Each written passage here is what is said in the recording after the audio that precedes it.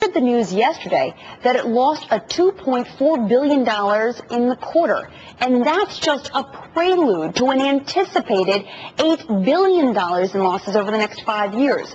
For a look at how the Postal Service got into this mess in the first place, I'm joined by Brian Johnson. He's the Federal Affairs Manager for the advocacy group Americans for Tax Reform, and John Steele Gordon, a financial historian and the author of An Empire of Wealth, The Epic History of American Economic Power. Good morning, gentlemen. Thanks for being here. Morning. Morning. All right, John, let me start with you. We were talking about this just the other day, so perfectly timed. This story is not good, to say the least. UPS says we could lose $8 billion over the next 5 years, probably at a minimum, looking to close as many as 700 Postal Service offices. What's going on here? What's the history? Well, the post office is essentially technologically obsolete. The modern system of the post office was invented in the 18th century by Benjamin Franklin, and it hasn't really changed all that much. It used to be the only way to knit the country together culturally. I mean, that's why the post office has always taken a bath on delivering magazines, because they wanted to be able to deliver the same magazine over this vast country. And in the 19th century, that made a lot of sense. Today, we're knitted together like crazy. I mean, we all have a post office in our pocket.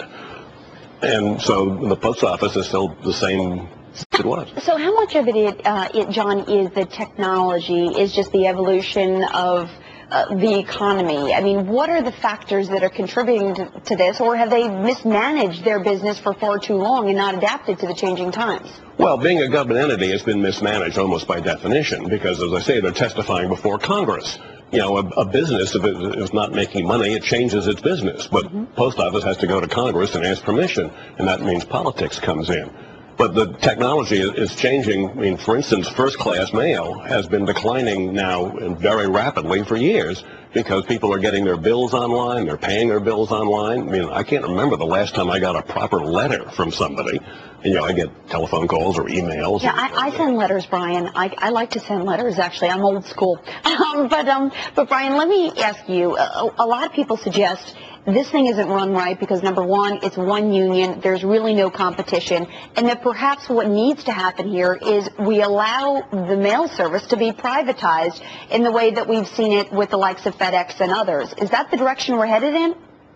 Yeah, I sure hope so. At Americans for Tax Reform, we've been advocating that for years. I mean, the Postal Service isn't a government-owned company like Amtrak. It's actually an exclusive arm of the executive branch. So in order to inject competition in here, it actually takes an act of Congress. I mean, the Postal Service has a monopoly on letter delivery, etc.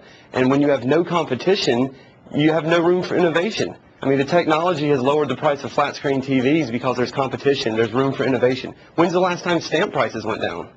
Yeah, I mean, and Brian, I was looking at some of the statistics because I know they're suggesting that they'll go to 5 days from 6 days and cut off the mail delivery on Saturdays as well as closing some of the operations. But they have more, I think they have more outlets than McDonald's. Yes, McDonald's, Starbucks, and Walmart. Does that make sense? Yeah, there's about 800,000 Postal Service employees. You can run them through 2 branches of the armed service and still have leftover employees. And these are just highly unionized, highly inefficient. It's a government agency. It's not a government-owned company. It is a government agency. And, you know, this is the problem we're seeing over and over again with these type of situations. John, just before we go, $5.4 billion due to the Retiree Health Benefit Fund, which is required by September 30th. I mean, can these cost-cutting measures do this, or is this headed in a dangerous position? They're going to cut costs by $5.4 billion by September. Best of luck on that. Because, again, they're unionized, so they have a very hard time cutting costs. They have to negotiate every cost cut. To be continued. Brian and John, thank you guys very much.